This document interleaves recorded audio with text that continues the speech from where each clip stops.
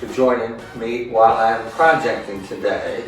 I'm hooking up a float charge to my batteries that I'm going to be using for my solar system.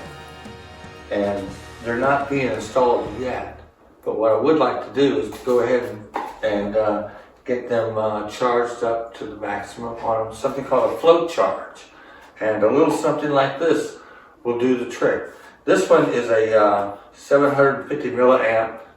It's rated for a 12 volt system. It's Leicester. Okay, something off Amazon. Okay, but I'm pretty happy with what I've got here inside the box. There were a good assortment of stuff to help me with whatever type of battery that I may have. So they're 12 volt batteries. Don't quote me on that. I'll look at the side later. And I'm putting them all on a float charge. This one I have hooked up already. So I'm about to do this one. So I thought I'd show you folks how I did that. And the reason I've hooked it up this way and some doodads along the way. So let's get to project. So here's what I have right here to start with. I got a box of 4 off of Amazon, like this. And with the intention I was going to buy 4 batteries, but I was getting such good prices that I bought 2 more batteries, which is always a good thing to do. Always buy extra batteries before you even buy another panel. So they came like this, packaged real nice, and I'm using 1 charger per 3 batteries because they're going to be on a float charge. And the reason is I put this on 1 and the very next morning it had already topped it off. So I put it on another one and the next day, and so it topped off all 3. So now I'm putting them on a float, all 3 together, because they should stay like that, pretty much. I mean, so I got that. And I went to Sunnycrest today. Any chance I get to not buy off Amazon. And I bought these. This is what's called primary wire. It's a very nice stranded wire. It's 14 gauge. I don't know how many strands is in here, but it's quite a bit. I've already hooked one up, and it's very malleable. And it's, the jacket's very nice. So it's not stiff. So I measured,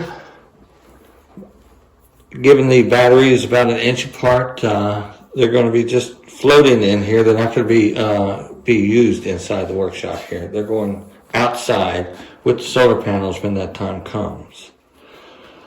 So I gave myself an extra inch between terminals.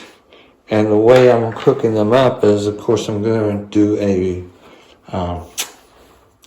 alligator clip here for the center battery where the float charger is, and then branch off each side.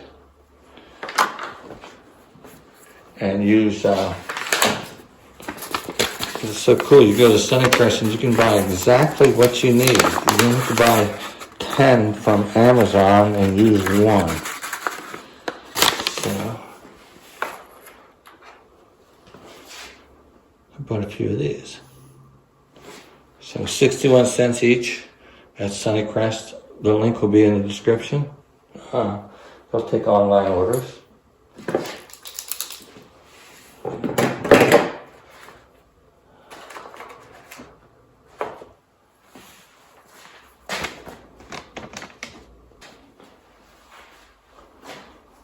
Okay, well, I've already cut the 2 black ones, 13 inches.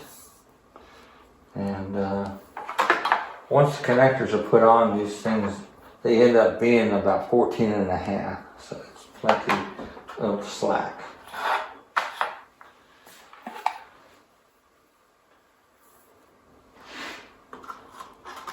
This wire is rated for automobiles, headlight circuits, which are one of the heaviest draws, radios, relay switches, control panels.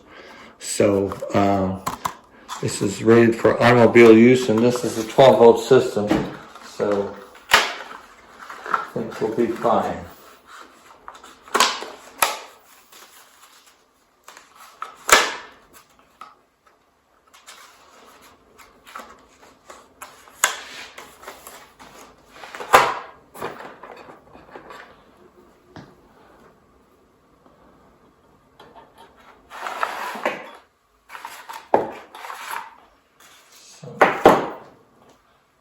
What I've done is simply, of course, just measure out 12.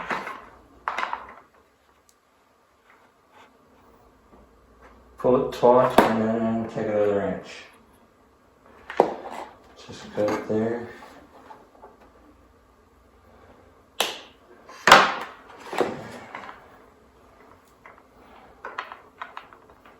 And then do a ditto.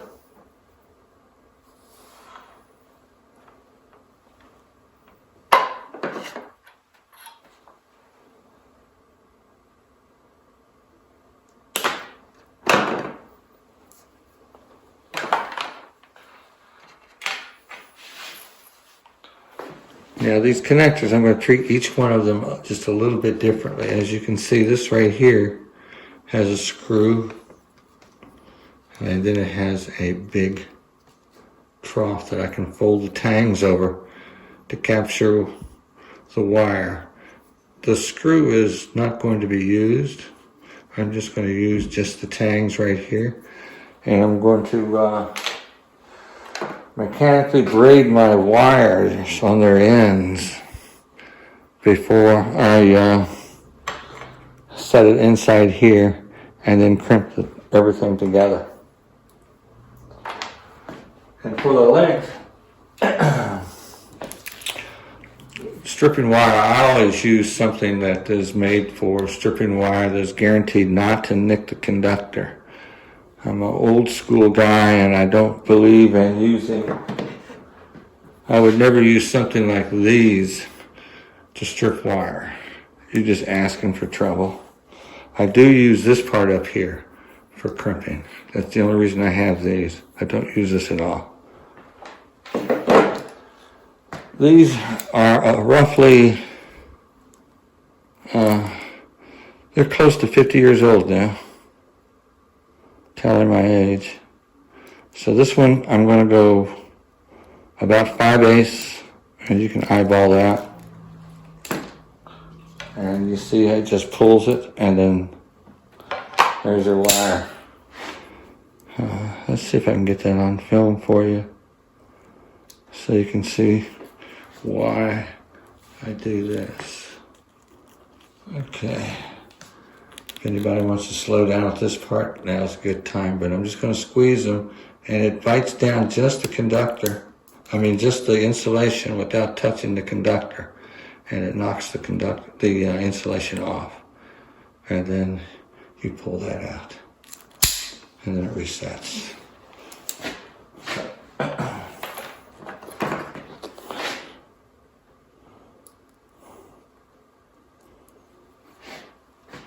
And for the other end, I'm going to use 3/8, a different length.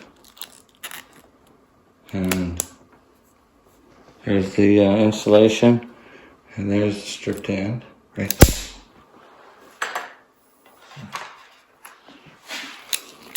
When I bought these about 50 years ago, they were a big purchase. They were $30, and that was a lot of money back then. I don't know what they are now.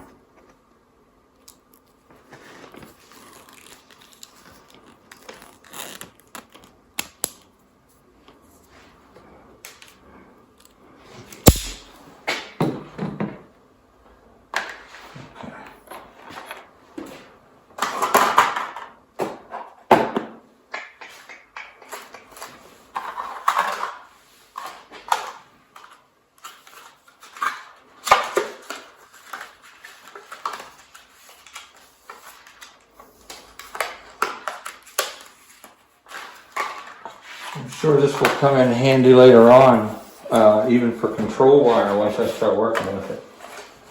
So it is suited for control wires, control panels, so this is good for control wire too.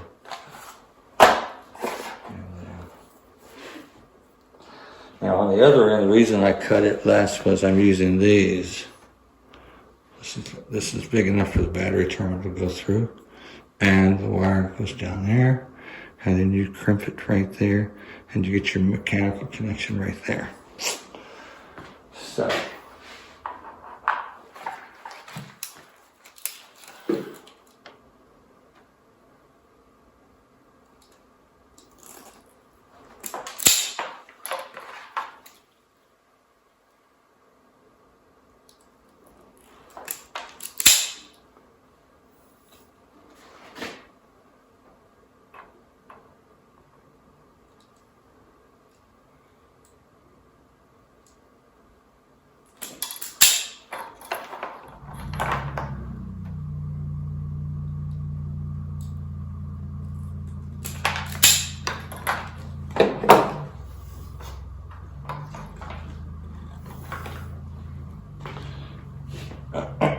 Now,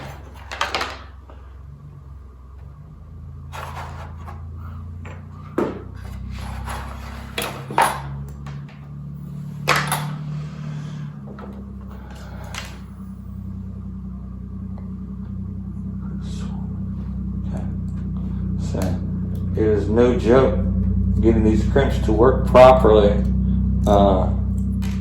and confidently, so that you'll have a good, long-lasting connection.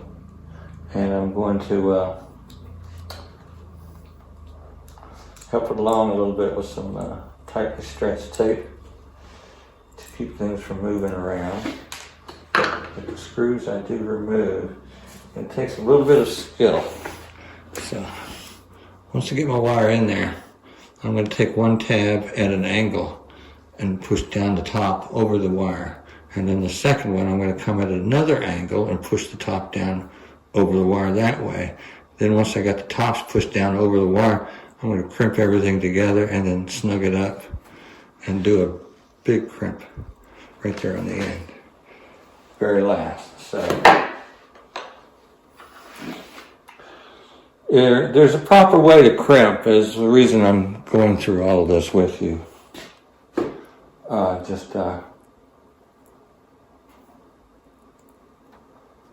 So I'm leaving it flat right here, and then I'm starting my twist about 1/8 inch up. Okay. Now these are slightly mechanically attached now, twisted. Okay. And then when I lay this down inside here like this, I'm going to hold that. Okay. And I'm going to come in here. You know what? I'm going to try to do it close enough for you that you see. So, there we are. And if I do manage to get my thumb in the shot, I'm real sorry.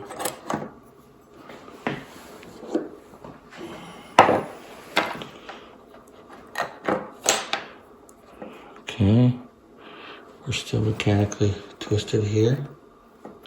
Nice and tight. Nothing moving around. And if you move these around, they will untwist, so don't mess around. And then you lay that in the trough there, right there. These pliers right here are the same age as the other ones. These were a lot cheaper back then. These were $10.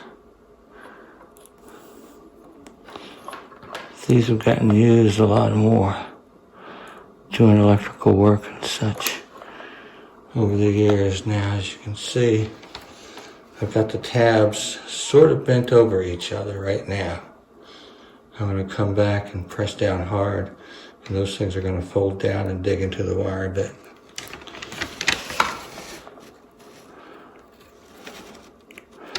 And you always want to be working it so that as you're pressing, you're actually tightening the metal. So as you can see, I'm coming in at an angle so that the metal rolls with me while I'm pressing.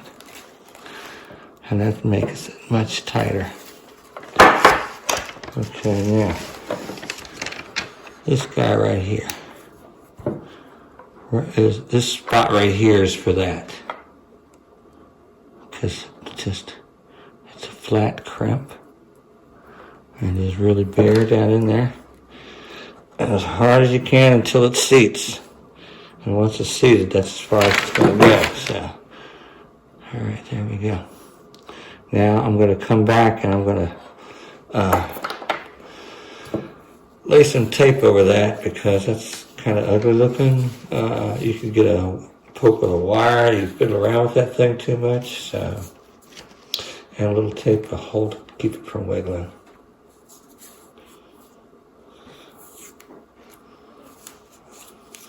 I looked everywhere for heat shrink, and I used to have some of the size that I wanted. I no longer have it, so we just stay in motion and we'll come up with plan B. So just taping it up, make it look good. That's plan B.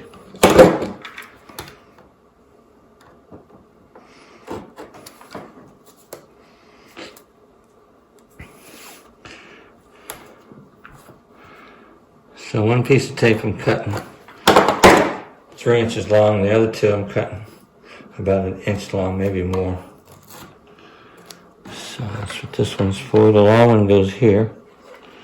I like to lay it so I know that first piece goes over that wire, those wire ends, so that they never poke me when I'm fiddling with this thing. So I'm going to give it 2 wraps there over the wire. And then on the last wrap, I move down to cover what's loose here. And make sure that has 2 wraps also. There we go. And I had all that off camera, didn't I? Okay, so.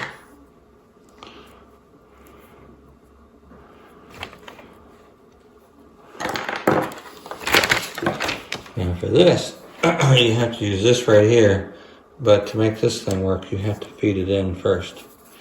So that's where it's crimped right there. This is where the metal meets, right here, okay? So that's where you want the down to be. You want the down to be where the metal meets. And it's real tight. You have to slip it in there a certain way. Hold it just like that. And now, you have to put that through the tube without bending any of your wires until it just pokes out the top. And then you crimp it down with one hand, just enough to hold it. Okay, now you can bear down on it until it closes all the way.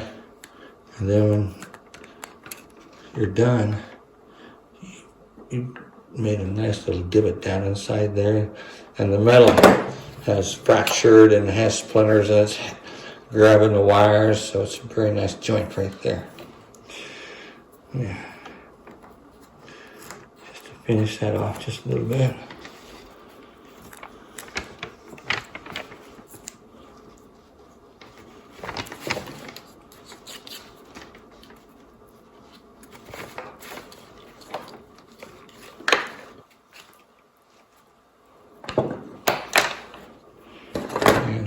One.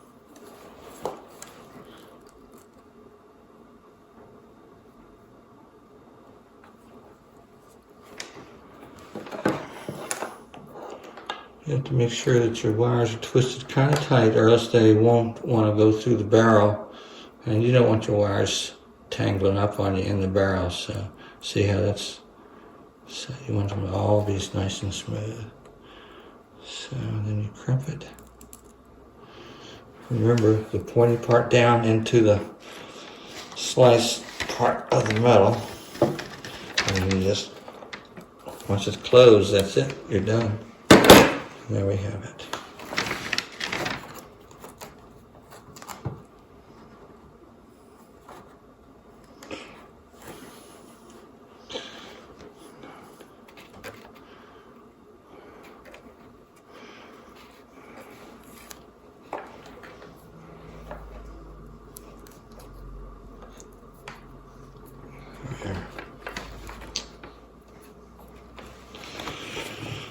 There we go, we've got all the ends done. Now we can hook it up to the battery.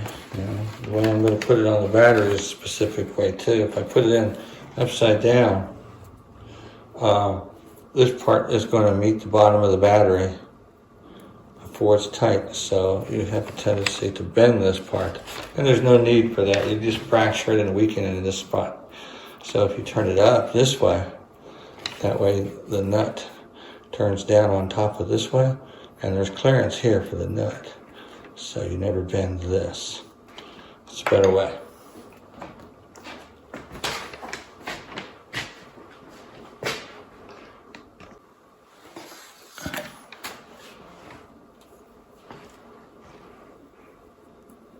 Same thing again, so 2 side by side, hold it right there, and twist from up.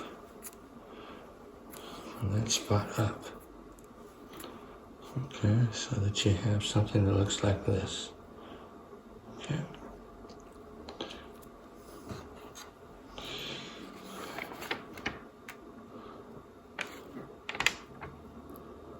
Put that in there.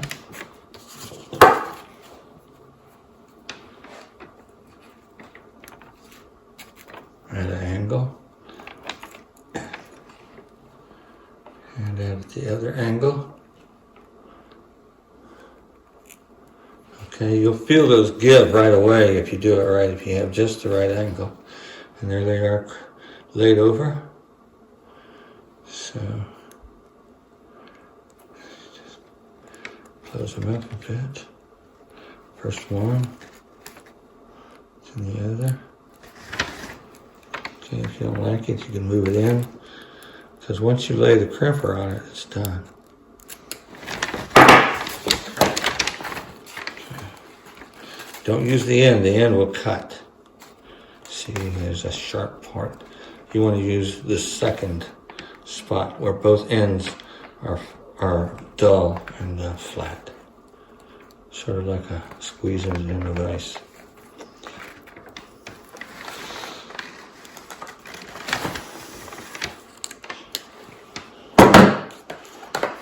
Guess what? For this one, ta-da, red tape.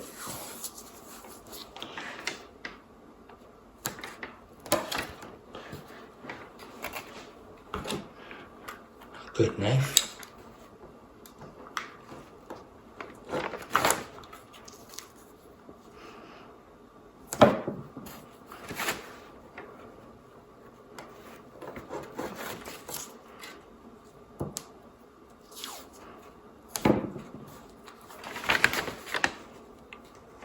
I do like to pre-cut my tape because over the years I've discovered that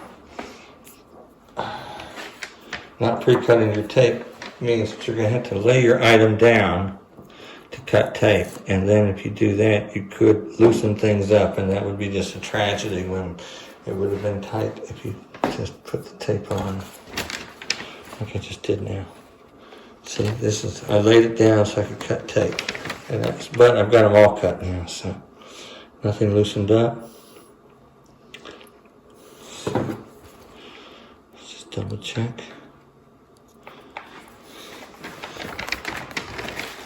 Okay.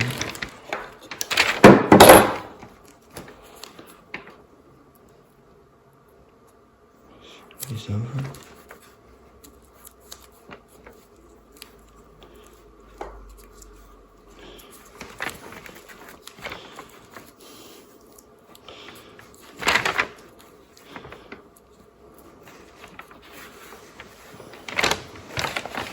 Oops.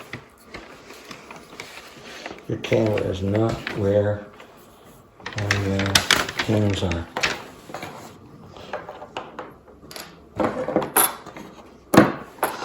Okay.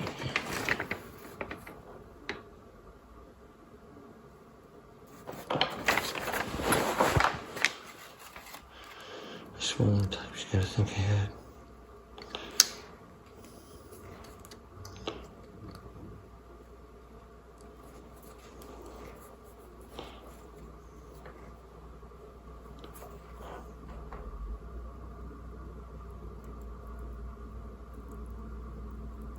Don't force it if you don't want to go. Just tighten it up a little bit more. Okay. You want every single strand to be in the tube.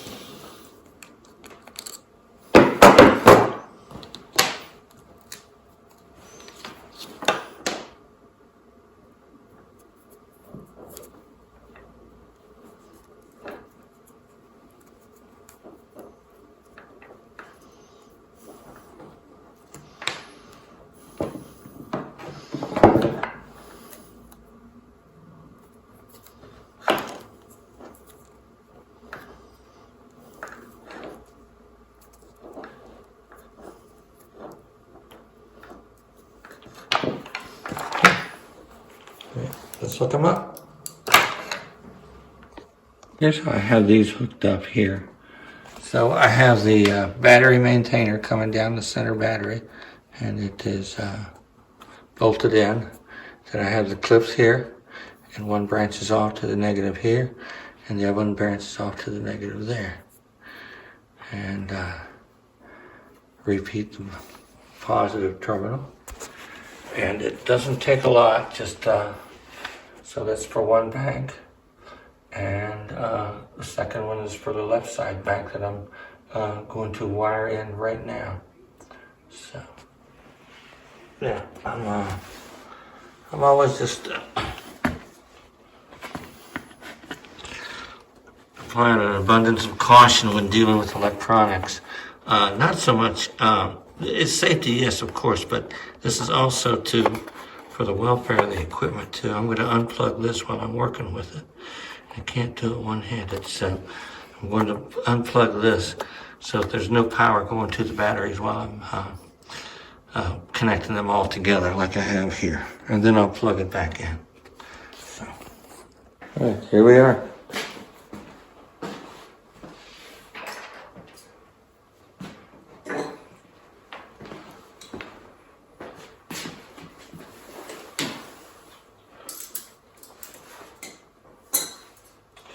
Now, as far as being able to bolt these things down, you don't need brute force on these battery terminals. All you need to do is to make sure that there is no movement when you give it a pretty good tug one side to the other. As long as there's that, you don't need to crank it down any more than that.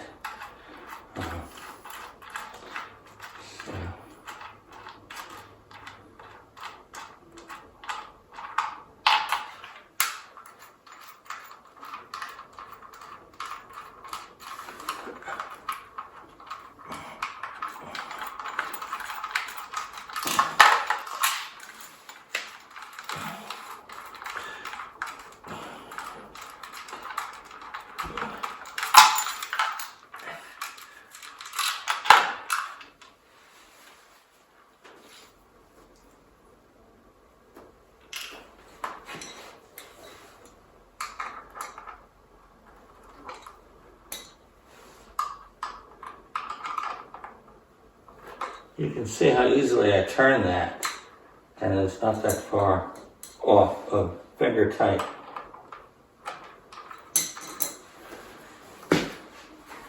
Now, a loose connection is bad. You can feel a loose connection if you touch it and it's warmer than all the other connections, then it's probably loose, so you need to tighten it if it's warm to the touch.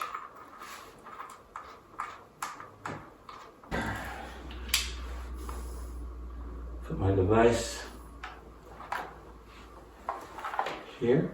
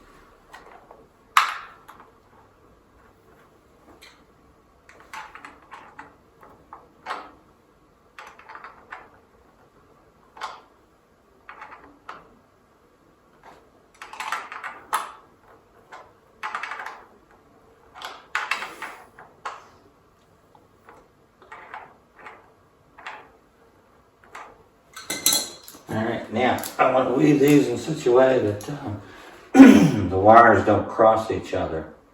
I don't want them touching while they're doing their job, so this way I'm going to turn this way.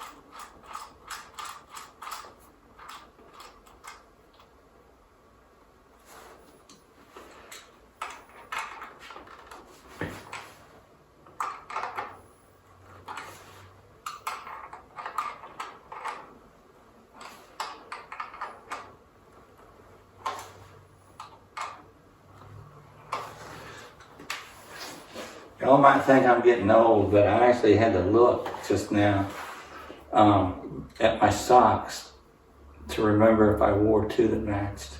Because at my age, it doesn't matter.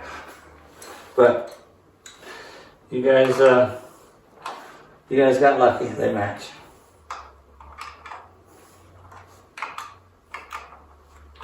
One on each foot. That's the part that matters.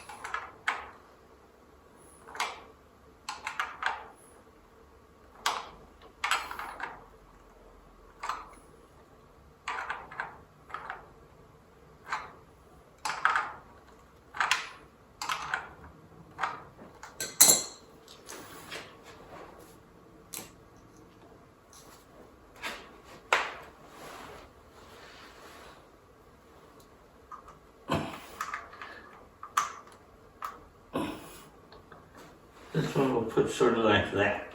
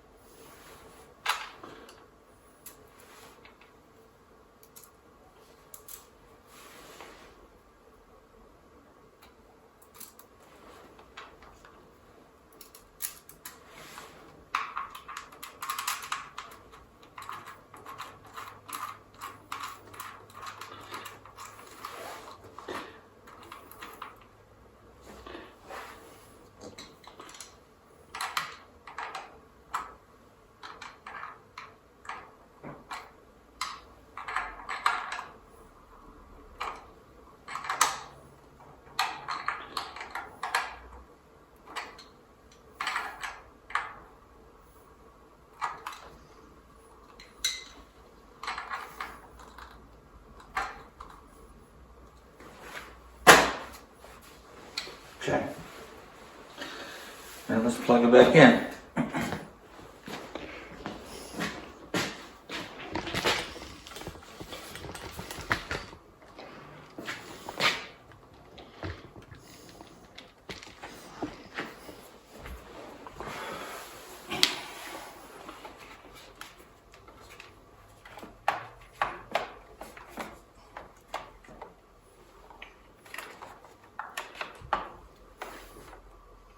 Okay, and it's charging. You both are. It may take a few days. We'll check back in on it. All right, so it's early next morning. Let's see what Mr. Klein has to say. Hopefully, I can get him on camera. So.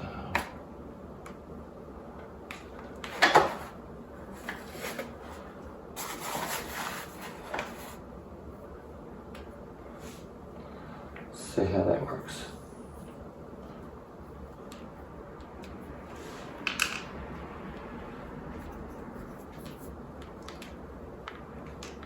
Wow. We gotta wake him up too.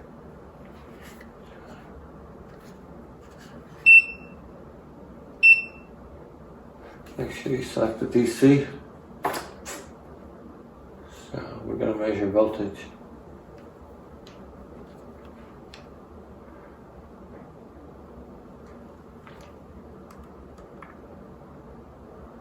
And we're at 1372, which means we're running a full, I would suspect, full out charging cycle here. Don't forget that the reason I hooked these up in parallel is so that the voltage would remain the same across the batteries. But what I have done is sacrifice the current. These are rated at 0.75 milliamps, and I've cut that in 3 so that each one here is giving less, a couple hundred. Let's see if I can get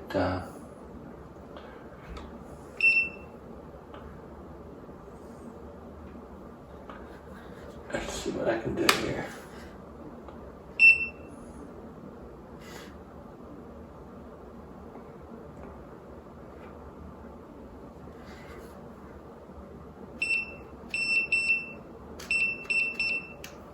Way down there.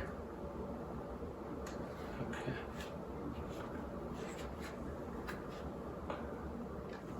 Don't get anything to pop up? Not really.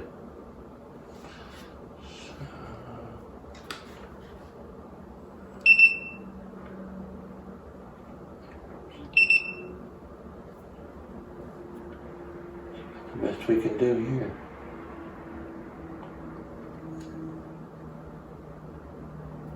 Don't know why they would have micro amps on here.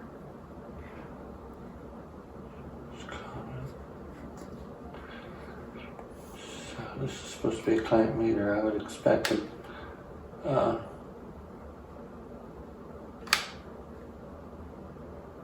Some sort of register.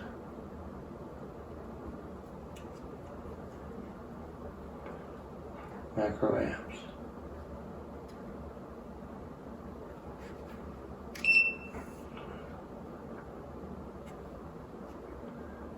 No amps there. Okay. We have AC and we have PDC. And this is probably pretty close to PDC.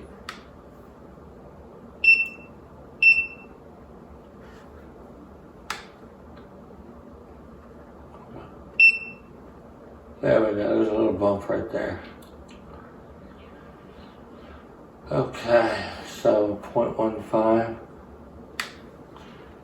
I suspect, but I don't know, that seems to be flipped. So, can't really say that's anything at all. 0.15, 0.16 seems to be float. There we go. We're zero now. No, I'm not seeing anything. Hold on. There we go again. So,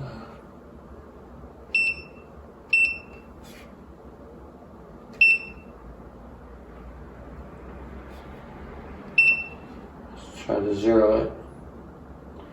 Okay.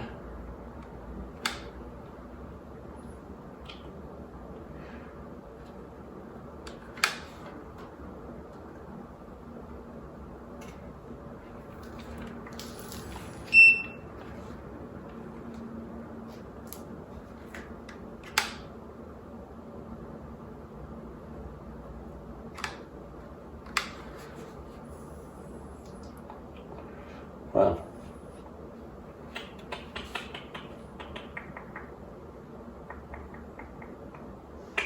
I don't want to break into the circuit to measure the current right now, so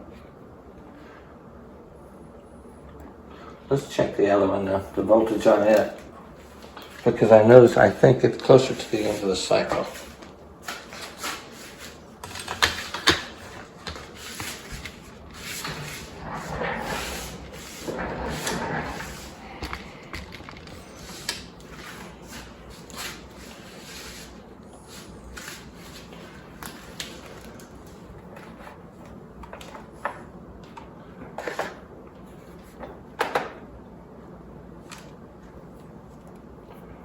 Let's check the voltage here.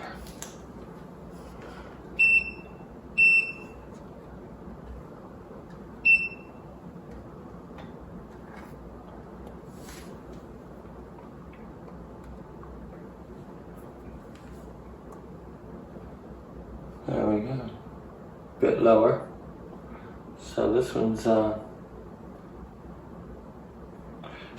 starting to throttle down. I expect to see it to be 13.6 to 12.6 to 12.7, which is the lowest battery voltage in this bank is 12.6. So once this is completed its charging cycle, I expect to see that voltage because it's no longer pumping in anything, so it will float. So it's getting there. I expect it to take about 3 days.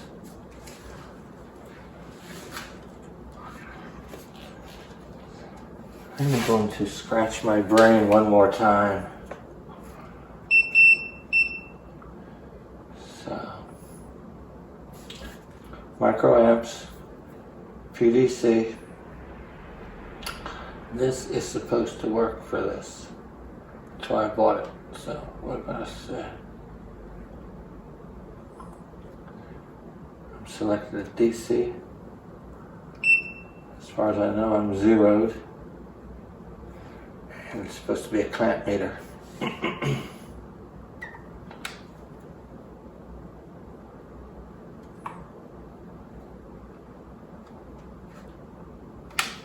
Okay, I'm gonna ask my brain over here. Okay, well, we're gonna check this back here and try again.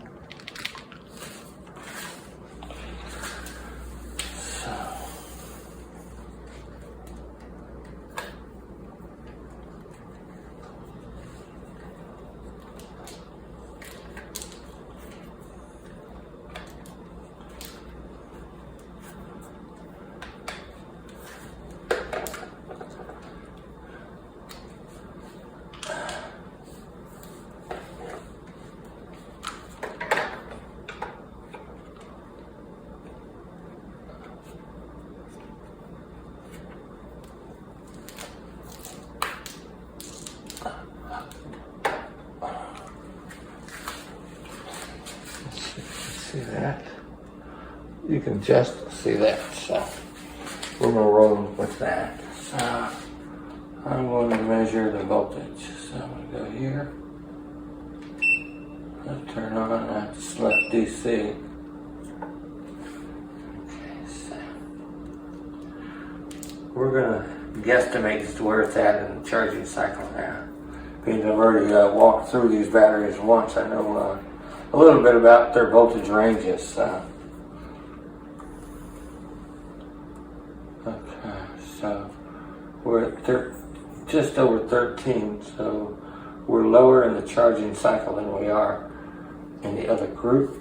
So we're pumping out a good bit of voltage over there. So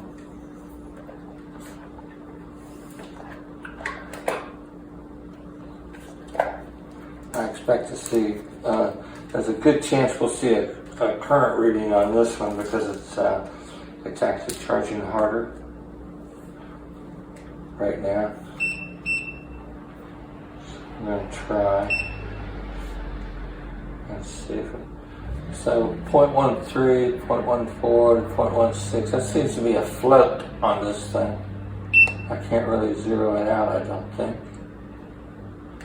It seems to have done a little something. I don't know what REL is, but okay, so here we go. We're getting a reading now, 0.3, 0.6. So on top of the float, that's about 250 milliamps, which is what I expect this little guy to be pumping out because he's 0.750. So if you divide that by 3, well, you get roughly 250. Yeah. And so we're right on the money here. So we're charging hard on this pack, and you can even feel it. This pack is a little bit warmer than this one. So.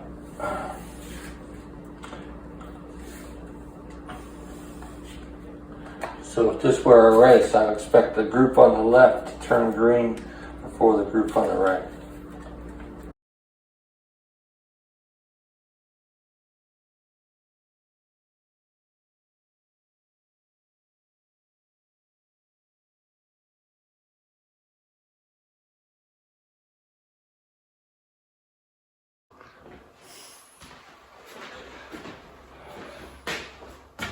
All right, so that's it for this. Everything is hooked up. Everything is beginning to float. Now what's going to happen here is that even though I've charged each one individually with using those battery maintainers, now that they're all connected in a group, what's going to happen is the lowest charged battery is the one that all the other batteries are going to float to, or float down to, or float up to. So it's going to be the lowest one. And that's just the way electrons flow. If you can imagine 3 tanks of water, and they're all interconnected, and so the water is going to pour out into the other tanks to become equal, so they're all equal. And that's what's going to happen with your batteries as well. That's normal. All right, and so that's about all for now. Thanks for watching. I hope you enjoyed, and I hope you found some useful tips. So take care now. Bye bye.